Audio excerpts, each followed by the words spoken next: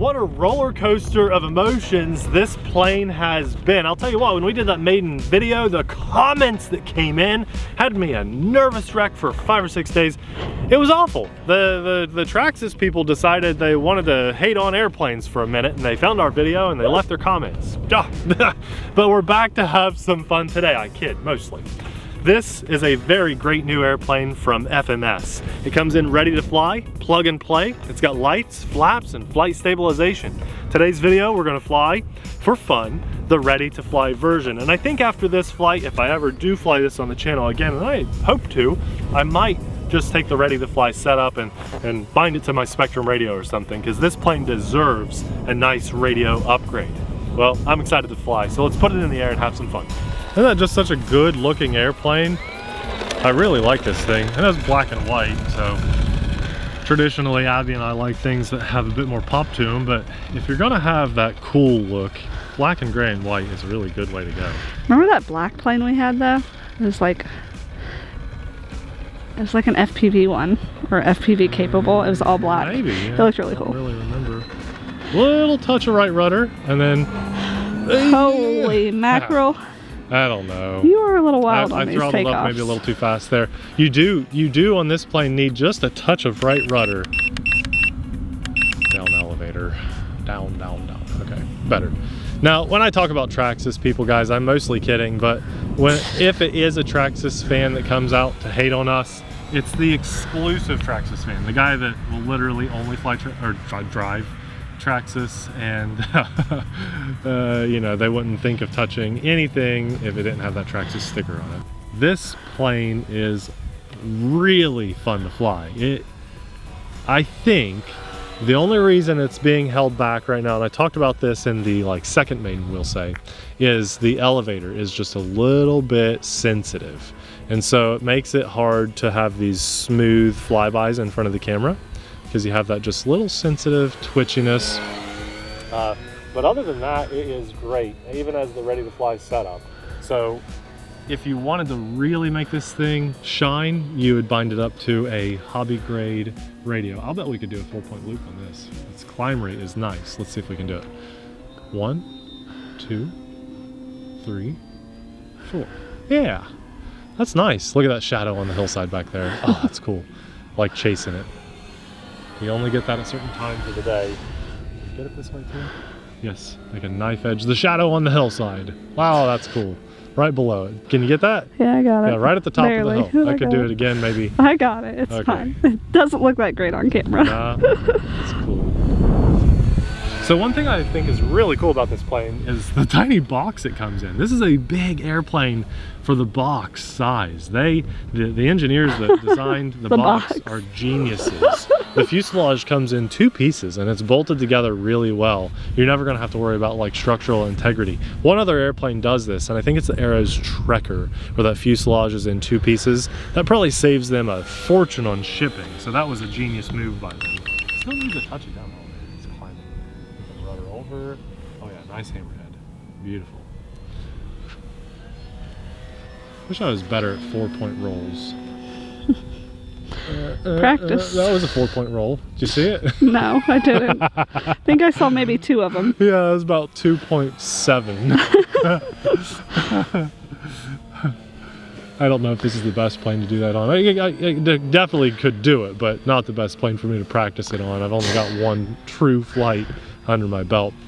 So the wing struts on this plane look great too. See those? Yeah, they're really nice. They're held on with bolts on one end and body clips on the other end, so that's super cool. Makes it easier to take them off if you needed to. But this is a good size airplane. I don't think once it's built, I don't believe you'd ever really want to take any of it apart. You should be able to transport it to and from your house in the airfield very easily in one piece. The whole assembly of this does a few unique things. The prop and the spinner on there, there's no bolt that holds it on. The spinner actually functions as the bolt. It's like a 3-piece spinner. That was kind of unique. I'm just really impressed by everything about this plane. truly, honestly, that maiden flight, the real first maiden where we had a bad servo, I was so disheartened because I was rooting for this plane to do so well.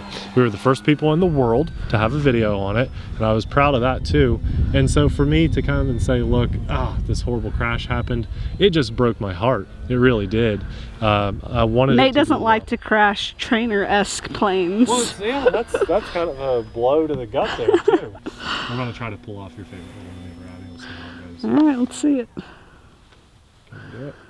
Yeah, Ooh, nice. Just well, you didn't do it enough. Well, I was afraid I think you had didn't have room. enough time to pull up out of that, so we'll get that plane up there again. Unfortunately, because this is 3S power, I can't do an unlimited vertical climb. If it had 4S power, I think we could. But watch, we'll stall here, right around there. So I got to keep climbing it. Takes a little longer, but we're going to do the maneuver again. And we'll just kind of commit to it. It's almost an inverted flat spin here. With power, maybe we could. I'll try that under power next time, and I'll try to do it a little closer to us. I did that. I was probably over the lake back there. That was so far away. It's a good looking plane though, you guys, and it's flying really good. I'm getting a little bit used to the sensitive elevator. It would be a great trainer-esque plane. I think I said it in the last video, but I wouldn't make this your very first plane. I think it's just a little too sensitive. You got a lot of details on this plane that are very pretty, and you could break them maybe compared to something not as nice as this. Okay, we're gonna do this under some power this time once we get into it. Nope, it just makes it go faster to the ground. That's what I was thinking was gonna happen. Well, it was either gonna go faster to the ground or we were Full gonna throttle get right into the hill. maybe some more horizontal flat spinning than what it was doing. So, I don't know. Beautiful day to fly. It is super cold, but man, it's nice. I know I've been pretty loud, but it's a quiet airplane too. The prop is kind of like a heavier prop. It's a dense plastic prop. You'd probably need a specific prop to replace this one. I don't think a generic prop would work because it fits in that spinner so perfectly. So that might be a downside, but FMS is a big company. They've been around for a long time. They're better than something like Dynam. Dynam does okay, but FMS is a pretty strong company, probably one of the top 5 airplane companies right now. And Abby, I'm gonna do a touch and go, I think, and then maybe a landing. And you guys saw those wheels touch, right? There they are. We'll bring it in for a landing. I don't really know my exact flight time on this yet.